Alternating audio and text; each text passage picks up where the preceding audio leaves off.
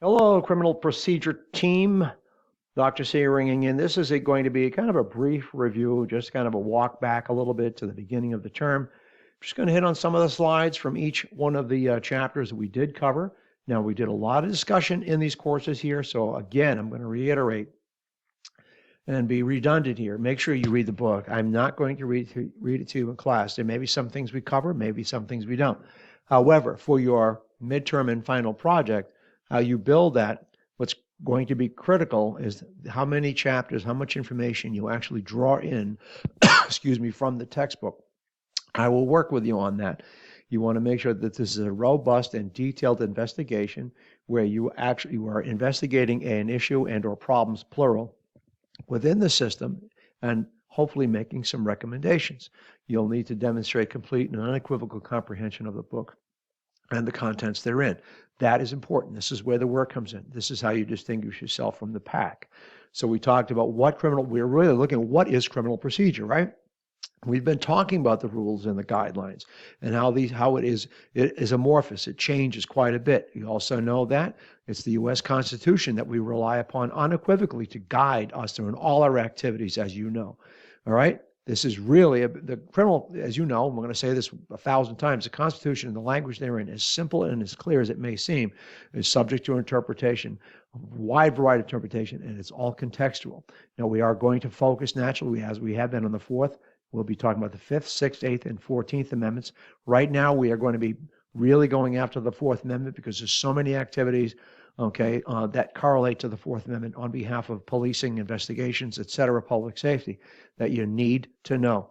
And like I said, the best way to reflect need to know, or how well you needed to know, and how well you do know, is when you are writing your investigation, okay, on what you're focusing in on.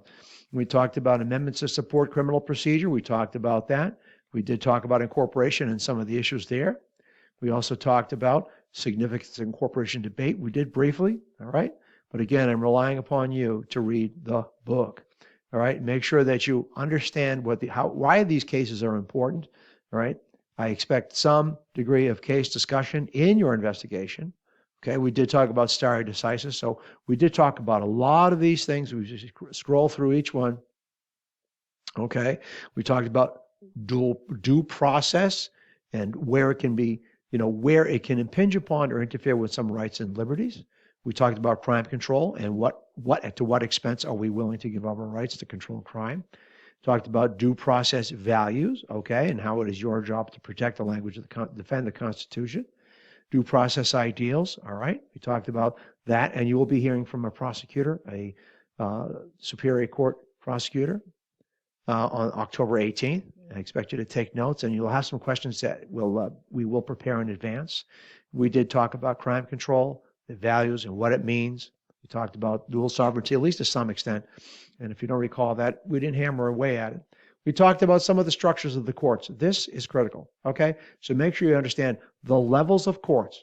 And if you have any questions about that, I'm more than happy to help, especially as we go through the state court system. You have trial courts, district courts, what they call them in the state here, where they oversee, misdemeanor cases and hold hearings, arraignment hearings for felonies, okay?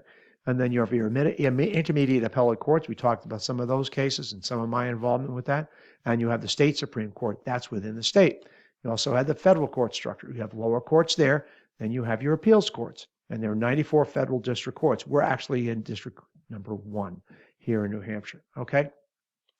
And then we talked about the Court of Appeals. And naturally, we have talked about, and you're looking at some of the cases that were decided by the United States Supreme Court. Okay? These are big cases. We have talked about these, at least to some extent, to make sure you know them. All right? All right, that you have you're able to explain these in your investigation/project.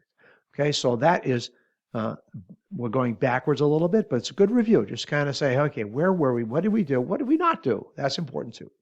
And moving forward, chapter 2, we talked about what happens if, in fact, constitutional rights are violated. All right, that's really, really important to understand. We did talk about that quite a bit. I'm pretty confident that we did. Okay, we did talk about, and we'll do it again if we have to, talk about the exclusionary rule. What can actually be admitted into court based upon the establishment of what? Yes, probable cause. Talked about, we did talk about MAP. I don't think we talked about weeks, but we can. But make sure you look at those cases. Those are cases every single police officer, state, federal, local, have had to know and have had to deal with because it really impacts activities. Silver platter doctrine, we talked about that briefly, but we talked about the exclusionary rule beyond the Fourth Amendment. Okay, what does that actually mean? Because some things can be seized in what might appear to be the violation of the Fourth Amendment, but we talked about exigent issues that would allow for that. All right, it does not apply naturally. We didn't talk about that in grand jury investigations, habeas corpus proceedings, et cetera, parole hearing. We didn't talk about that, but you need to know it. Exceptions to the exclusionary rule, we did talk about that. We're going to talk about that some more tomorrow. I'd like to be able to put that on our particular docket. Okay, so make sure you're prepared for that. All right, et cetera, et cetera. So that's just actually chapter 2, but this really, it continues to bleed and blend into all following chapters. This course really could be just about search and seizure alone. So that's that one. We'll go back again and hit these. Now this is naturally moving into chapter 3, bleeding into chapter 4. We're really talking about the Fourth Amendment and what it was done to do, right? And the basic, we did beat up, I know we talked about this ad nauseum. Reasonableness. What does it mean? What does it mean when what does the warrant clause mean? You'll need to know this language for your midterm. You need to understand that. I'm going to say in all likelihood, a lot of you are going to write about search and seizure. I'm pretty confident that you will. And that's fine. But you'll have to really understand the terminology and demonstrate complete comprehension of that. So we did talk about this and how that is interpreted, right? We've been talking about that. And like I said, this whole course could be focused on almost on the Fourth Amendment. All right, so we will be talking once again about search versus seizure, et cetera, when we should get a search warrant and what it's designed to do and what privacy means. All right, so you know that stuff. Make sure, what does a seizure actually mean? Okay, what does reasonableness mean? When does a search actually occur? All right, we talked about that. You started looking at cases, didn't you? What government action, not private action. We didn't really talk about that per se, okay? But you will be dealing, some of you, with seizures of persons by civilians. Let's call them security officers, right? Shoplifting cases, stuff like that. All right?